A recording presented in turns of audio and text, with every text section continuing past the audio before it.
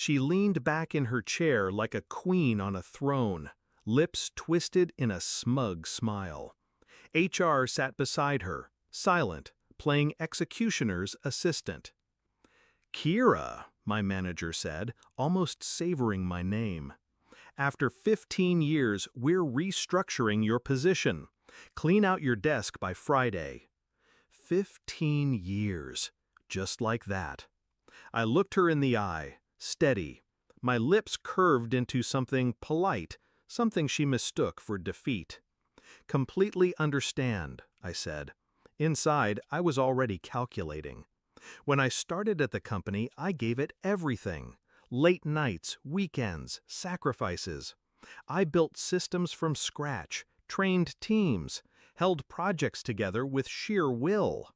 And I believed loyalty mattered. But loyalty is currency only fools spend.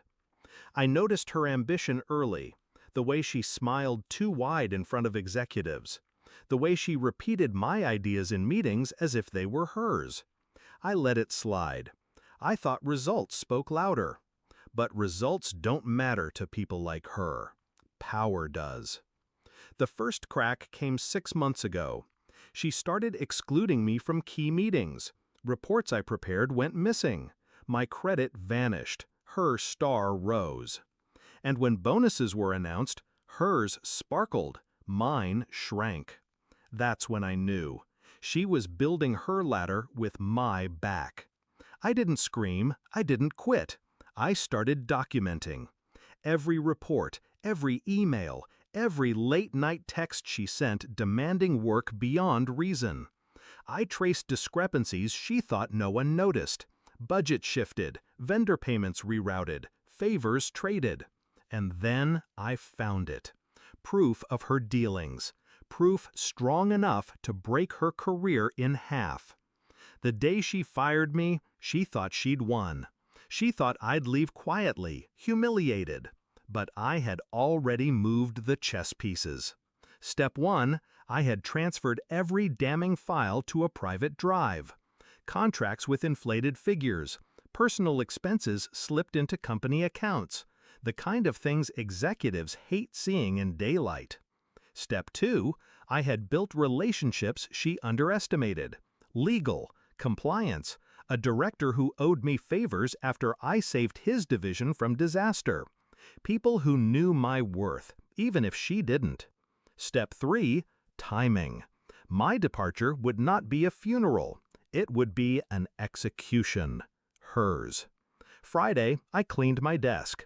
Calm, cordial, colleagues whispered condolences, thinking I'd been discarded. She walked past, smirking, heels clicking like gunshots. "Best of luck, Kira," she said sweetly. "Thanks," I replied. "See you Monday." She laughed, thinking it was desperation. Monday arrived. The boardroom was full. Executives, directors, legal. I wasn't supposed to be there, but I was. Invited quietly by the one director who trusted me. The presentation started. My manager strutted in, ready to unveil her vision.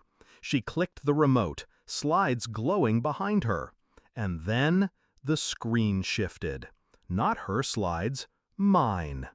Emails, transactions, proof of her fraud, her manipulation, her theft of credit. Line by line, timestamp by timestamp. She froze. Color drained from her face. This isn't mine." "It's all yours," I said, finally speaking. Calm, precise. Every figure, every email. 15 years of loyalty, repaid with betrayal. I thought the board should see it. Her voice cracked. She stammered, denied, begged. But the evidence was bulletproof. Executives whispered to legal. Compliance leaned forward, eyes sharp. In minutes, her career disintegrated. Security came. She tried to look dignified, but her hands shook. She wouldn't meet my eyes as they let her out. After the meeting, the CEO approached me. "We didn't realize," he said carefully. "Would you consider stepping in, at least interim?" I smiled. completely understand. People imagine revenge is loud, but real revenge is quiet, methodical. It doesn't scream. It whispers until the other person can't breathe. She thought firing me was the end. She never realized it was the beginning. Now, when I walk through those halls, people don't see the woman who was discarded.